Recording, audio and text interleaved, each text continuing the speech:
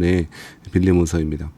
AD 62년 정도의 로마 감옥에 갇히게 된 바울은 그 안에서 아무 일도 하지 못했던 것은 아니고 그 안에서 여러 방문자들을 만나고 그곳에서 역시나 하나님 나라를 위해서 복음을 증거하고 있었던 것 같습니다. 그 기간 동안에 그 똑같이 로마 감옥에 갇히게 된 사람이 있었는데요. 그 사람이 오네시모였던 것 같습니다. 이 오네시모는 그 주인이었던 빌레몬의 재산에 불의한 일을 행했던 것 같습니다. 그래서 1장 18절 말씀에 보면 그가 즉 오네시모가 빌레몬의 재산에 불의한 일을 행한 것이 있으면 내게 갚겠다라고 그렇게 이야기하고 있는 것이죠. 그러니까 오네시모라고 한 사람이 빌레몬이라고 한 사람이 종이었는데 그 빌레몬의 재산에 불의한 일을 재산적 손해를 끼치게 된 그 일 때문에 로마 감옥에 갇히게 되었고 그곳에서 누구를 만나냐면 사도 바울을 만나게 된 것이죠. 자, 그래서 사도 바울을 만나서 오네시모는 복음의 말씀을 듣고 그리스도인 형제가 된 것 같습니다.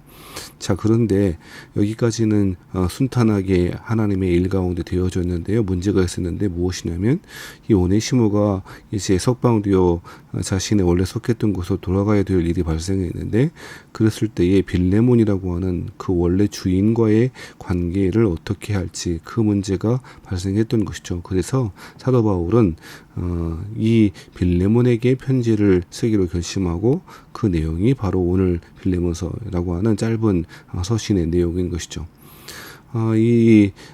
먼저는 본문에 등장하는 빌레몬이라고 하는 사람은요, 골로새 지역에 있는 부유한 사람이었던 것 같습니다.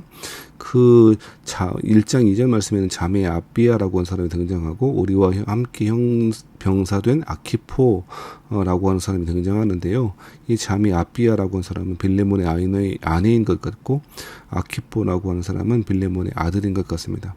아무튼 사도 바울은 이처럼 오네시모라고 하는 도망 노예죠.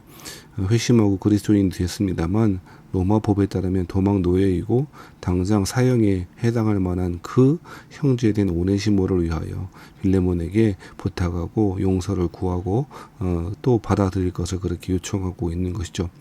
사도 바울은 사도된 권위와 권세를 가지고 빌레몬에게 명령할 수도 있었을 것입니다. 어떻게 해요? 이 사람 받아라 혹은 아니면 이 사람의 일에 대해서 묻지 말고 그냥 내버려 둬라 한다든지 명령할 수도 있었을 텐데 그렇게 하지 않고 사도 바울은 은혜 안에서 부탁하고 있는 모습을 그렇게 보여주고 있는 것이죠. 1장 9절 말씀에는 도리어 사랑으로서 간구하노라 라고 이야기합니다.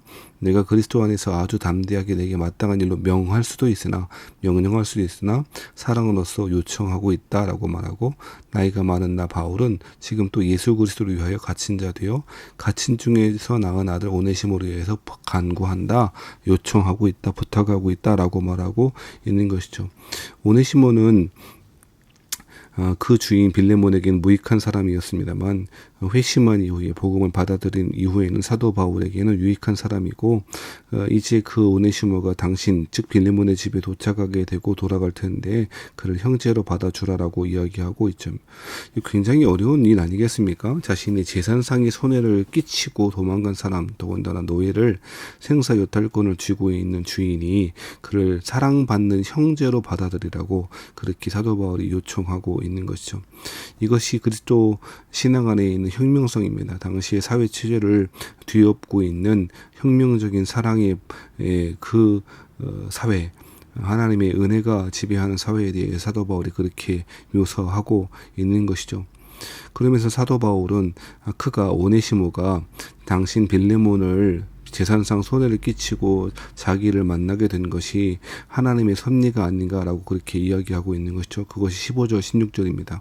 15절 말씀에 보면 아마 그가 잠시 떠나게 된 것은 너로 하여금 그를 영원히 두게 함이니니 이후로는 종과 같이 대하지 않고 종 이상 곧 사랑받는 형제로 둘 자라 내게 특별히 그러하거든 하물며 육신과 주 안에서 상관된 내게래라고 이야기합니다. 잠시 떠나간 일이 불의한 일을 한 일이 결국은 영원히 함께 두게 하렴. 즉 하나님의 형제로서 하나님 나라의 유업을 같이 이어받을 사람이 되게 하시려는 하나님의 섭리 안에 일어났다고 그렇게 말하고 있는 것이죠. 그러므로 빌레몬이라고 하는 사람이 이 하나님의 섭리를 이해한다면 그 종 오네시모를 사랑받는 형제로 받아들여야 될 것 아닌가라고 그렇게 요청하고 요구하고 있는 것이죠. 사랑하시는 성도 여러분, 우리 같으면 어떻게 반응하겠습니까? 자신에게 재산에 막대한 손해를 끼친 일이 있다고 치십시다. 그 사람을 다시 용서하고 받아들이고 형제로 받아들이는 일, 너무너무 쉬운 일은 너무너무 어려운 일 아니겠습니까? 그런데 여러분, 누가복음 17장 3절 말씀에 보면 이런 말씀이 있습니다. 만일 내 형제가 죄를 범하였거든 경고하고 회개하거든 용서하라 라고 이야기하고 있습니다. 용서는 참 쉽습니다. 용서해야 될 사람이 내 앞에 나타나기 전까지는 참 쉽습니다. 무슨 이야기입니까? 나에게 직접적으로 손해를 끼치거나 상처를 입힌 사람을 용서하는 것이야말로 얼마나 어려운 일인지를 그렇게 역설적으로 말하고 있는 것이죠. 사랑하신 여러분, 이 일들을 위해서 필요한 것이 무엇이냐면 하나님의 섭리를 아는 것이 필요할 것이고요. 또한 우리가 먼저 빚진 자임을 아는 것이 필요할 것입니다. 그것이 19절 말씀이죠. 나 바울이 친필로 쓰노니 내가 갚으려니와. 아마도 19절 이 부분은 사도 바울이 친필로 기록했던 것 같은데요. 내가 이 외에 네 자신이 내게 빚진 것은 내가 말하지 아니하노라 라고 말합니다. 자, 빌레몬이 사도 바울에 빚진 것은 복음에 빚일 것이고 사랑에 빚일 것입니다. 사도 바울에게 빌레몬은 사도 바울에게 빚진 사람이죠. 복음에 빚진 사람이죠.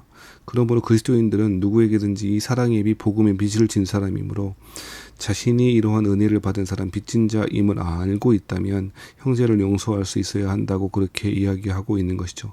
먼저 용서받았기에, 내가 먼저 복음에 빚진 사람이기에 형제를 받아들이고 자신에게 상처와 아픔을 준 사람이라도 받아들이고 또 용서해야 한다고 그렇게 이야기하는 것이죠. 용서야말로 하나님의 은혜, 하나님의 큰 사랑을 받은 사람에게 나타나는 특질이고 특성일 것입니다.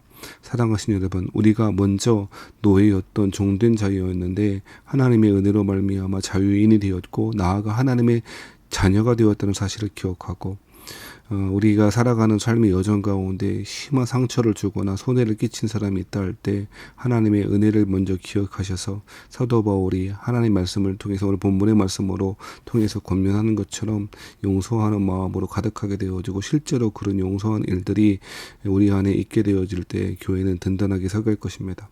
사랑하신 여러분, 우리가 먼저 용서받은 자임을, 먼저 은혜받은 자임을, 복음의 빚진 자임을 기억하고 하나님의 은혜를 우리의 삶의 여정 가운데 특별히 상처 주고 어렵게 했던 사람들에게 먼저 베풀어 줄 수 있는 넉넉한 마음으로 가득하게 되어는 오늘 하루가 되시기를 주의 이름으로 축원합니다.